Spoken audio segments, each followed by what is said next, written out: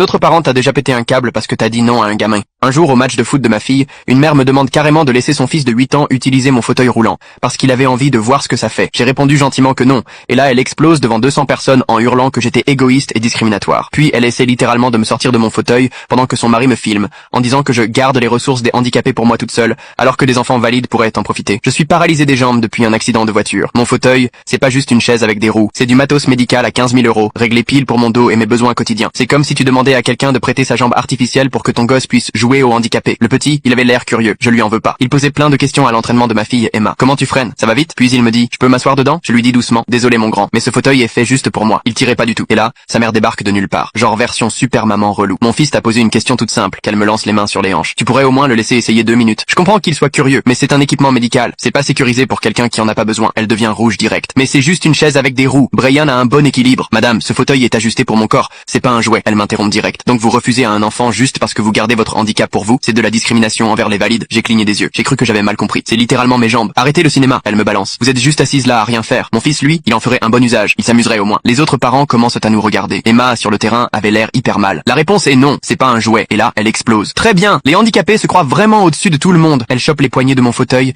et tente de me faire basculer en avant. Genre pour m'aider à descendre. J'ai dû agripper les roues pour pas tomber la tête la première sur le béton. Lâchez-moi! Que je hurle. Son mari Damien arrive en courant avec son portable. Vas-y Karen, filme! Faut que tout le monde voit à quel point elle est égoïste! Elle crie à la foule. Je documente une discrimination contre un enfant valide. Cette femme refuse de partager les ressources publiques avec un enfant. Ressources publiques? J'ai dit en la fixant. Ce fauteuil m'appartient. Je l'ai payé avec mon assurance. Il est à moi, pour mes jambes paralysées. Les fauteuils devraient être un bien commun à des fins pédagogiques. Qu'elle lâche comme si elle venait d'inventer une nouvelle loi. Et là, coach Martinez arrive. 2 mètres, ancienne star du foot. Il s'arrête net. Madame, vous allez retirer vos mains de ce fauteuil tout de suite. Qu'il dit d'un ton qui fait taire tout le monde. Elle discrimine mon fils. Qu'elle hurle. Non, dit le coach calmement. Vous êtes en train d'agresser une personne en fauteuil. Et c'est filmé par votre mari. Le visage de Damien est devenu tout blanc d'un coup. Il pige ce qu'il vient de capturer. Le coach enchaîne. Demandez à quelqu'un de céder son matos médical pour que votre gosse teste le handicap. C'est sûrement la chose la plus déplacée que j'ai entendue cette saison. Ramassez vos affaires et partez. Brian pourra finir la saison dans une autre équipe. Vous pouvez pas nous virer, crie Karen. Si, je peux. Je protège les familles de nos joueurs contre le harcèlement. Damien tirait déjà Karen vers leur Tesla en râlant sur des histoires de procès. Elle hurlait encore des trucs genre privilège des handicapés ou valide discriminé. Le lendemain, leur vidéo a fait le tour des réseaux. Sauf que ça s'est retourné contre eux. Les commentaires les défonçaient. En 48 heures, Karen a été virée de son poste dans une école.